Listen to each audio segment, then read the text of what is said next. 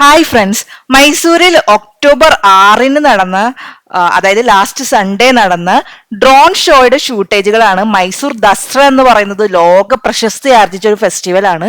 അപ്പം അതിന്റെ ഭാഗമായിട്ട് മൈസൂർ ഗവൺമെന്റ് ഈ 10 ദിവസത്തെ ആഘോഷവേളയിൽ ഈ കൊല്ലാണ് ആദ്യമായിട്ട് ഡ്രോൺ ഷോ ഇൻട്രൊഡ്യൂസ് ചെയ്യുന്നത്. ഒക്ടോബർ 6-7 തീയതികളിലാണ് ഇത് നടന്നത്.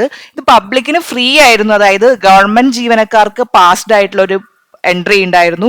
അതല്ലാണ്ട് ബാക്കി ടോർച്ച് ലൈറ്റ് പരേഡ്, അതായത് ദസറയുടെ മെയിൻ ലാസ്റ്റ് എൻഡിൽ നടത്തുന്ന ടോർച്ച് ലൈറ്റ് പരേഡ് നടത്തുന്ന ഗ്രൗണ്ടിലാണ് നടത്തിയത്. വലിയൊരു ഗ്രൗണ്ട് ആയിരുന്നു. അതിൻ്റെ ഒരു മുക്കാഭാഗം പബ്ലിക്കിന് എൻട്രി ഉള്ള ഗേറ്റുകളായിരുന്നു. അപ്പൊ നമ്മൾ പബ്ലിക് എൻട്രിയിലാണ് കടന്നത്. ആദ്യമായിട്ട് ഇൻട്രൊഡ്യൂസ് ചെയ്യുന്നു. ആദ്യം ഇതൊരു പാസ്ഡ് എൻട്രി ആയിട്ട് നടത്താമെന്ന് ആലോചിച്ചപ്പോഴും പിന്നീട് അവർ മാറ്റി പബ്ലിക്കിനും എൻട്രി കൂടി അനുവദിക്കുകയായിരുന്നു.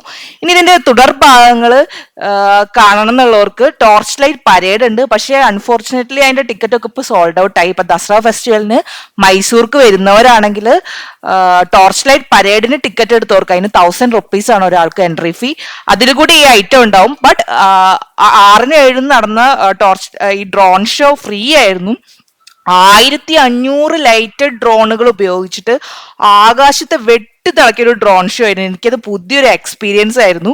പിന്നെ ലോക പ്രശസ്തി ആർജിച്ച മൈസൂരിലെ ഒരു അഡാർ ഐറ്റം തന്നെയായിരുന്നു. അപ്പൊ 10 ദിവസത്തെ ആഘോഷ പരിപാടിയിലെ പ്രധാനമായിട്ട് ഇവിടെ കാണിച്ചിരിക്കുന്നത് സൗരയൂഥം, ഇന്ത്യൻ ഗ്ലോബ് വേർഷൻ, ഇവിടുത്തെ ചാമുണ്ടേശ്വരി ദേവി, കടുവ, അങ്ങനെ മരം, അങ്ങനെ ഒരുപാട് സംഭവങ്ങൾ. ഈ LED ബൾബുകൾ വെച്ചിട്ടുള്ള 1500 ഡ്രോൺ ഷോ ലോകത്തിലെ പല ഭാഗങ്ങളും നടന്നിട്ടുണ്ട്. പക്ഷെ ഇവിടെ സൗത്ത് ഇന്ത്യയിൽ ആദ്യമായിട്ടാണ് ഇങ്ങനെ ഒരു ഷോ നടത്തുന്നത്.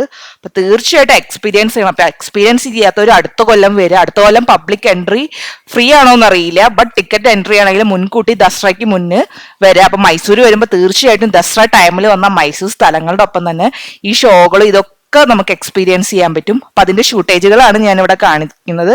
അപ്പൊ അടുത്ത കൊല്ലത്തിൽ കാണാത്തവർ പിടിക്കാം. അപ്പൊ മൈസൂർ ദസറയുടെ ഫുൾ വിശേഷങ്ങൾ എന്റെ ചാനലിലെ വ്ലോഗിൽ വരുന്നതായിരിക്കും. സ്റ്റേ